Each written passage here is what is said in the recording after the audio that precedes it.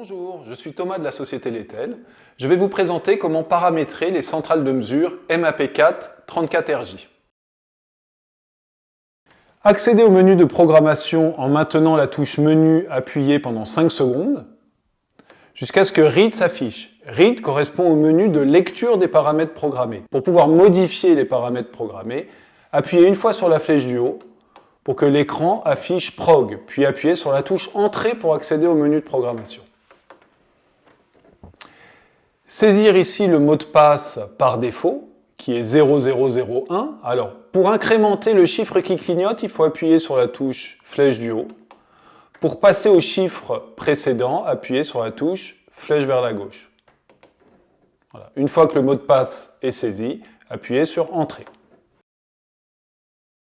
Tout d'abord, nous allons programmer le type de réseau mesuré.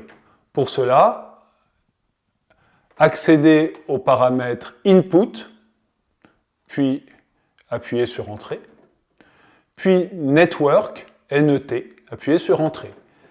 Ensuite, il est possible de sélectionner N34, qui correspond à un réseau tétraphasé, donc triphasé avec neutre, N33, à un réseau triphasé, sans neutre, N12, réseau monophasé. Une fois le réseau sélectionné, appuyez sur Entrée pour valider. Nous allons désormais programmer le rapport de transformation des capteurs de courant associés. Pour cela, toujours dans le menu Input, accédez au menu CT1.1. CT1.1 correspond au courant primaire du circuit 1. Pour modifier sa valeur, appuyez sur Entrée. Et maintenant, on va saisir donc le courant primaire maximum des transformateurs de courant raccordés du circuit 1. Attention, nous sommes en milliers d'ampères. Vous voyez KA, l'unité est KA, donc milliers d'ampères, kiloampères. Donc si nous avons par exemple des TC en 300 ampères raccordés, nous allons donc modifier le troisième chiffre, donc à l'aide de la flèche de gauche. Ensuite, on incrémente le chiffre qui clignote avec la flèche du haut et on valide avec la touche Entrée. Et voilà. Le paramètre CT1.2 correspond au courant secondaire du TC. Ce paramètre n'est pas à modifier. Pour saisir le courant primaire des transformateurs de courant associés au circuit 2, le paramètre sera 2.1. Même principe, j'appuie sur Entrée pour modifier éventuellement la valeur. Idem pour le circuit 3 et pour le circuit 4. Nous allons désormais programmer les paramètres de communication. Pour cela, revenir au menu supérieur en appuyant sur la touche Menu, puis à l'aide de la flèche du haut, naviguer jusqu'à arriver sur COM1, puis appuyer sur Entrée. Il est possible ici de modifier donc l'adresse Modbus, voilà, qui par défaut est 0001, pour la modifier à l'aide des touches, puis valider.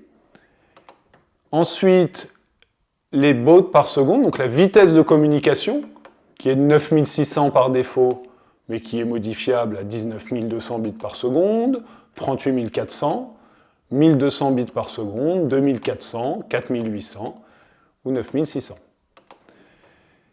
Ensuite, dans le paramètre Data, il s'agit du format de trame. Donc par défaut, le format est E8.1, E signifiant even, donc la parité. 8 bits de données, 1 bit de stop. Sont également disponibles les formats O8.1, donc parité odd, 8 bits de données, 1 bit de stop, N8.2 ou N8.1. Les paramètres suivants sont exclusifs au modèle MAP4 34RJ TCP. Pour modifier les paramètres de la communication Ethernet, allez sur COM3, puis appuyez sur la flèche sur Entrée. Il est possible ici de modifier les 3 premiers chiffres de l'adresse IP, dans le paramètre IP1, puis dans le paramètre IP2, les 3 chiffres suivants, ainsi de suite, IP3 et IP4. Viennent ensuite le masque de sous-réseau, Donc masque 1, 3 chiffres, masque 2 pour les 3 chiffres suivants, et ainsi de suite. Ce sont l'adresse IP de la passerelle par défaut, donc toujours sur 12 caractères. Le gateway 1 correspond aux 3 premiers chiffres, gateway 2 aux 3 chiffres suivants, etc. jusqu'à gateway 4. Le port correspond au port de communication, par défaut 502. DHCP correspond à l'attribution automatique d'adresse IP.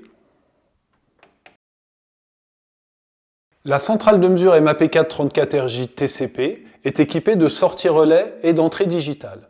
Pour programmer les sorties relais, il est nécessaire d'utiliser le logiciel fourni gratuitement. La centrale de mesure étant désormais programmée, elle peut être mise en service. Nous vous invitons à visionner la vidéo suivante qui explique comment utiliser la centrale de mesure. Merci.